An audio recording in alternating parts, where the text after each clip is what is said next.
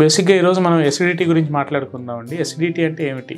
So బేసిక్గా మనకి acidity అనేది మన డైలీ లైఫ్లో ఇర్రెస్పెక్ట్ ఆఫ్ ది ఏజ్ గ్రూప్, చిన్నపిల్లల కాడ నుంచి పెద్దవాళ్ళ వరకు అందరూ ఎసిడిటీతో బాధపడుతున్న వాళ్ళే. సో అసలు ఎసిడిటీ రావడానికి మెయిన్ గల ముఖ్య కారణం ఏంటి? మనం చెప్పుకున్నట్టు మన డైలీ లైఫ్ స్టైల్ హ్యాబిట్స్, మనం తినే ఆహార నియమావళి, దాంతోపాటు మనం తినే టైమింగ్స్, మన డైట్ టైమింగ్స్, ఇవన్నీ ఎప్పుడైతే ఇర్రెగ్యులర్ అయిపోతాయో జనరల్గా ఎసిడిటీకి గురవుతూ ఉంటాం. సో దీంట్లో అసలు ఎసిడిటీ రావడానికి మెయిన్ ముఖ్య కారణం ఏంటంటే స్టమక్లో మనకి ఏదైతే హైడ్రోక్లోరిక్ యాసిడ్ HCl అనే యాసిడ్ ఉంటుందో జనరల్గా మనం తీసుకునే ఫుడ్ని డైజెస్ట్ చేయడానికి HCl అనేది ఉంటుంది. ఎప్పుడైతే మనం ఇర్రెగ్యులర్ డైటరీ హ్యాబిట్స్ లేదంటే ఇర్రెగ్యులర్ ఫుడ్ హ్యాబిట్స్ ఇవన్నీ మనం తీసుకుంటూ ఉంటామో HCl సెక్రీషన్స్ అనేవి ఇంబ్యాలెన్స్ అవటం వల్ల జనరల్గా మనకి ఇండైజెషన్ అంటే అజీర్తి అనేది స్టార్ట్ అవుతూ ఉంటుంది. సో ఎప్పుడైతే ఈ హైడ్రోక్లోరిక్ యాసిడ్ సెక్రీషన్స్ ఎక్కువ అవుతాయో స్టమక్లో, జనరల్గా మనం తినే ఆహారాన్ని డైజెస్ట్ చేయడానికి ఉపయోగపడే హైడ్రోక్లోరిక్ యాసిడ్ మనం ఏదైతే తినే వాటిలో కీటకాలను కూడా పొట్టలో చంపడానికి ఈ HCl అనేది ఉపయోగపడుతూ ఉంటాం. సో ఎప్పుడైతే ఈ HCl సెక్రీషన్స్ అనేవి ఎక్సెస్ అవుతాయో జనరల్గా మనకి ఈ పొట్టలో మనకి బర్నింగ్ సెన్సేషన్ కానీ లేదంటే ఇండైజెషన్ రిలేటెడ్ గ్యాస్ట్రైటిస్ అంటే acute gastritis related problems start అవుతూ ఉంటాయి. సో ఎప్పుడైతే మనకి ఇండైజెషన్ అనేది స్టార్ట్ అవుతూ ఉంటుందో ఆటోమేటిక్గా ఒకదాని తర్వాత ఒకటి కంప్లైంట్స్ అనేవి స్టార్ట్ అయిపోతూ ఉంటాయి. మాటిమాటికి తేపులు రావటం, మాటిమాటికి అన్నం అనేది అరగకుండా కింద నుంచి ఫ్లాచులెన్సీ, కింద నుంచి గాలిపోవటం, ఆపాన్ వాయువు పోవటం. సో ఎప్పుడైతే ఈ పొట్ట అనేది ఉబ్బరంగా bloating and distension of abdomen అని చెప్తుంటాం, పొట్ట అనేది బెలూన్ లాగా ఉబ్బి ఒక ముందుకు వచ్చేసినట్టు ఉండటం. సో మనం పడుకున్నప్పుడు కూడా మనం తినే ఆహార పదార్థాలు ఏవైతే ఉంటాయో మనకి తంతు ఉంటాయి. అది ఎలాగ ఒక చెస్ట్లో ఒక రకమైన ఛాతిలో మంటలాగా, ఒక రకమైన అనీజీ డిస్కంఫర్ట్ లాగా మనం ఫీల్ అవుతూ ఉంటాం. సో ఎప్పుడైతే ఈ ఫుడ్ పార్టికల్స్ అనేవి మనకి అన్నవాహికలో నుంచి నోట్లోకి వస్తాయో దీన్ని మనం గ్యాస్ట్రోఇసోఫేజియల్ రిఫ్లక్స్ డిసీజ్ అంటూ ఉంటాం. సో ఎప్పుడైతే పడుకున్నప్పుడు ఈ ఫుడ్ పార్టికల్స్ అనేవి మౌత్లోకి రావటం, సలైవా నోట్లో నీళ్లు నమిలినట్టు అవుతూ ఉంటాయి, వాటర్ బ్రాష్ అని చెప్తూ ఉంటాం. సో ఇవన్నీ ఎసిడిటీ రిలేటెడ్ ప్రాబ్లమ్సే. దీన్ని మనం GERD అంటూ ఉంటాం, గ్యాస్ట్రోఇసోఫేజియల్ రిఫ్లక్స్ డిసీజ్. దీన్ని మనం నెగ్లెక్ట్ చేసుకుంటే మనకి లోవర్ ఈసోఫేజియల్ స్పింక్టర్కి, మన స్టమక్కి, లోవర్ ఈసోఫేజియల్ జంక్షన్ దగ్గర మన స్టమక్కి లోవర్ ఈసోఫేజియల్ స్పింక్టర్ అనేది ఉంటూ ఉంటుంది. సో ఎప్పుడైతే ఆ మసిల్ వీక్ అవుతూ ఉంటుందో ఈ గ్యాస్ట్రోఇసోఫేజియల్ రిఫ్లక్స్ డిసీజ్ అనేది క్రానిక్గా అయిపోయి కొత్త కాంప్లికేషన్స్ వచ్చే ఆస్కారం కూడా ఉంటూ ఉంటుంది.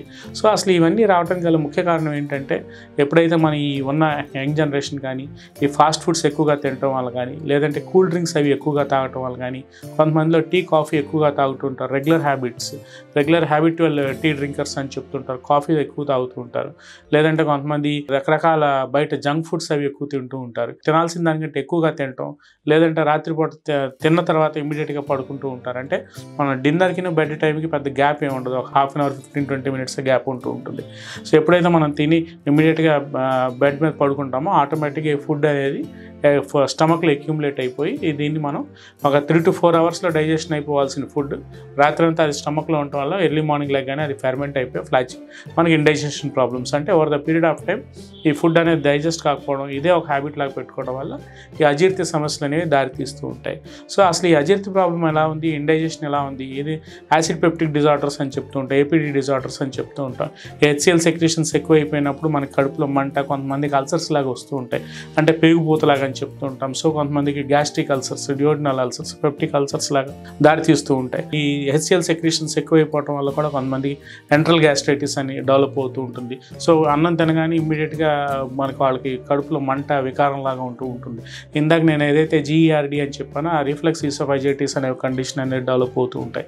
సో ఇట్లాంటి కండిషన్స్ అన్నీ ఏంటంటే మెయిన్గా మన డైలీ లైఫ్ స్టైల్ హ్యాబిట్స్ మీద, మనం తినే ఆహారం ఏదైతే డైట్ తీసుకుంటామో దాని మీద, మనం ఏదైతే ఈ excess of coffee, tea drinkers, లేదంటే ఈ చాక్లెట్స్ ఎక్కువ తినటం, జంక్ ఫుడ్స్ ఎక్కువ తినటం, రెగ్యులర్గా ఈ కూల్ డ్రింక్స్ అవి ఎక్కువ తాగటం, సో నాన్ వెజిటేరియన్ ఎక్కువగా తినటం, ప్రాపర్గా ఫిజికల్ యాక్టివిటీ అనేది ఎక్కువగా లేకపోవటం.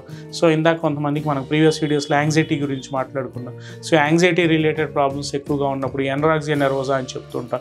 యాంగ్జైటీ రిలేటెడ్ ఇష్యూస్ ఉన్న వాళ్ళకి కంపల్సరీగా ఈ గ్యాస్ట్రైటిస్ రిలేటెడ్ ప్రాబ్లమ్స్ ఉంటూ ఉంటాయి. సో ఇవన్నీ ఏంటంటే ఒకదానికొకటి క్రాప్ అప్ అయిపోతూ ఉంటాయి, ఒకదానికొకటి యాడ్ ఆన్ అయిపోతూ ఉంటాయి.